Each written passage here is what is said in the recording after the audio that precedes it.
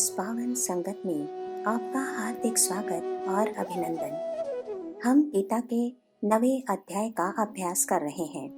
पिछले अंक में भगवान ने हमें बताया कि मूर्त विश्व में ब्रह्म सत्ता सर्वत्र विद्यमान है, परंतु वो तत्व तात्विक दृष्टि रखने वाले के ही ध्यान में आ सकता है। यहाँ भगवान यही बताना चाहते हैं कि जिसका कोई अवयव नहीं, जिसका किसी भी प्रकार का मूर्त स्वरूप नहीं, ऐसे ब्रह्म का दृश्यमान स्वरूप विश्वव्यापी है। ऐश्वरम योगम पश्य। शास्त्री जी कहते हैं कि विश्व इंद्रियों को दिखाई देता है, इंद्रिय गोचर है, इसलिए हमें मान्य है, लेकिन ब्रह्म इंद्रियातीत है, इंद्रियों द्वारा दिखाई नहीं देता, लेकिन उसने विश्व को व्यापित रखा है। यही परब्रह्म के विषय में चमत्कार है। इंद्रियातीत जो तत्व है वो इंद्रियों से दिखने वाले विश्व में व्याप्त है और वो ज्ञान गम्य है, अर्थात ज्ञान से ही उसे समझा जा सकता है।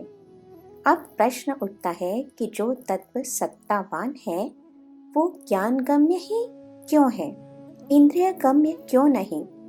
यहाँ शास्त्री जी उत्तर देते हैं कि यही तो उसकी गुह्यता है कि सर्वव्यापक होकर भी ब्रह्म निर्लेप है और इसलिए ही उसके अस्तित्व के विषय में अविश्वास होता है। पंच महाभूतों से भरा हुआ ये जगत हमें दिखाई देता है, जिसमें हम मगन हो जाते हैं और परब्रह्म के अस्तित्व का हमें अनुभव नहीं हो पाता। मत्स्थानि सर्वभूतानि न चाहम तेष्वस्थितः। भगवान ने कहा कि समस्त जीव मुझ में हैं, परंतु मैं उनसे पृथक हूँ। ये वैश्विक दार्शनिक सिद्धांत है और इसे हमें ध्यानपूर्वक समझ लेना चाहिए। समस्त पदार्थों को आश्रय और आधार देते हुए भी उस सत्तावान का पदार्थ में पदार्थ रूप से ना होना, अर्थात निर्लेप होना, ये ही जगत में स्थित चमत्कार है। भूत भृन्न च भूतस्थो ममात्मा भूत भावनः। इस बात को समझाते हुए शास्त्री जी कहते हैं कि जैसे सोना आभूषण में पूरी तरह होते हुए भी उसका अंश नहीं होता, अथवा सूर्य का प्रकाश सबको प्रकाशित तो करता है, सब में वो अंतर्बाह्य स्थापित होता है, लेकिन फिर भी पदार्थ का अंतर्बाह्य रूप सूर्य है, ऐसा हम नहीं कह सकते। ठीक इसी प्रकार ब्रह्म के कारण सब भूतों का अस्तित्व है, लेकिन प्रत्येक को उसकी अनुभूति नहीं होती। शास्त्री जी कहते हैं कि इस अध्याय के 4, 5वें और 6वें श्लोक में भगवान ने बहुत ऊंचा तत्वज्ञान कहा है कि अर्जुन, सुखों व दुखों का बारंबार अनुभव लेने वाले से और कर्म करने वाले से अलिप्त रहने वाला साक्षी भिन्न है। स्वाद की रुचि लेने वाले से स्वाद का ज्ञान रखने वाला स्वतंत्र तत्व है। स्वाद लेने वाला जो है वो सदा पराश्रित है, लेकिन स्वाद का ज्ञान रखने वाला जो तत्व है वो पूर्णतः स्वतंत्र है। संपूर्ण जगत ऐसा ही है। शास्त्री जी कहते हैं कि भगवान ने यहाँ 3 महत्वपूर्ण बातें कही। प्रथम कहा कि ये जगत परमात्मा से भरा हुआ है, फिर कहा कि परमात्मा में ही जगत है, और अंत में कहा कि जगत में केवल परमात्मा परमेश्वर ही है, दूसरा और कुछ भी नहीं है। ये चमत्कार त्रय माना ही है पश्य में योगमेश्वरम। बौद्धिक भी और तात्विक भी ऐसा ये ऐश्वर्य है। ये सर्वत्र भरा हुआ है, लेकिन फिर भी सबको प्रतीत नहीं होता। इस विषय में यही तो आश्चर्य है। इसे समझाते हुए शास्त्री जी कहते हैं कि इस नित्य चिदात्मा के अस्तित्व से ही ब्रह्मांड का अस्तित्व सिद्ध होता है। इस ब्रह्मांड में विविधता और विचित्रता है, क्योंकि परिच्छिन्न चराचर पदार्थ और जीवों के मर्यादित कर्मों के अनुसार विभिन्न कर्म विपाक उत्पन्न होते हैं, और इसी से जीव उत्पत्ति और विनाश के चक्र का परिभ्रमण करता रहता है। यही बात भगवान ने 7वें और 8वें श्लोक में बताई है कि सर्वत्र ब्रह्म है, परंतु ब्रह्म का साक्षात्कार हो जाने पर जीवन मुक्त को उत्पत्ति, स्थिति और लय है ही नहीं, ऐसी एक अखंड स्थिति का अनुभव होता है।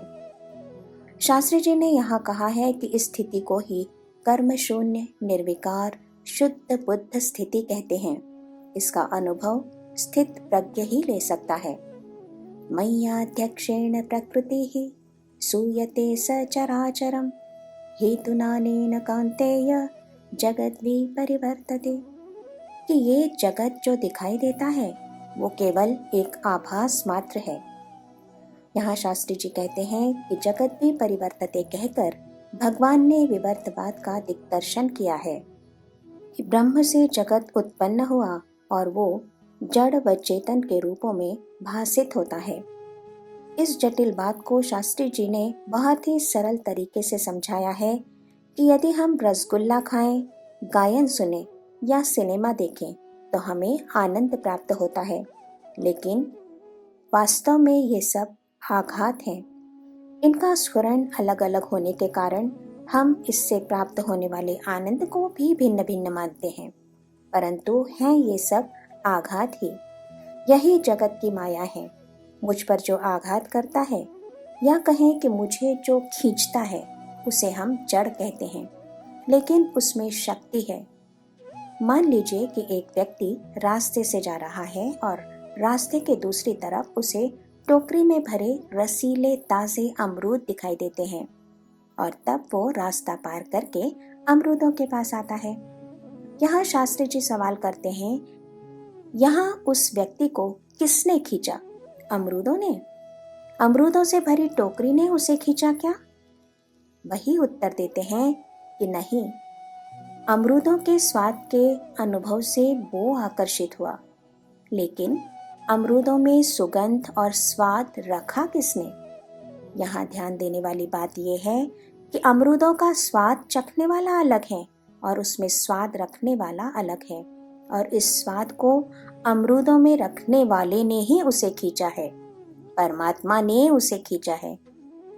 शास्त्री जी ने यहाँ एक बड़ी सुंदर टिप्पणी की है कि इस संपूर्ण अध्याय में भगवान यही समझाना चाहते हैं कि इस जगत को पूर्णतः पहचानना सीखो। केवल बाहरी आकर्षण में मत रहो, गहराई में जाओ। जैसे एक माँ अपने बच्चे को और एक पत्नी अपने पति को पूर्णतः पहचानती है। कहने का अर्थ है कि जड़ का अस्तित्व परमात्मा से भिन्न नहीं है। यदि परमात्मा से प्रेम करना है तो हमें परमात्मा और जगत, इनका संबंध और जगत में भगवत तत्व की उपस्थिति, इन दो बातों को पहले जानना और समझना ही होगा। यदि हम ऐसा मानते हैं कि भगवान आसमान में महल बना के अमृत पीता हुआ बैठा है, तो ये समझ लेकर हम उस शक्ति को समर्थ तो मान सकते हैं, पर उसके भक्त नहीं बन सकते। मय्याध्यक्षेण प्रकृति सूयते सचराचरम्।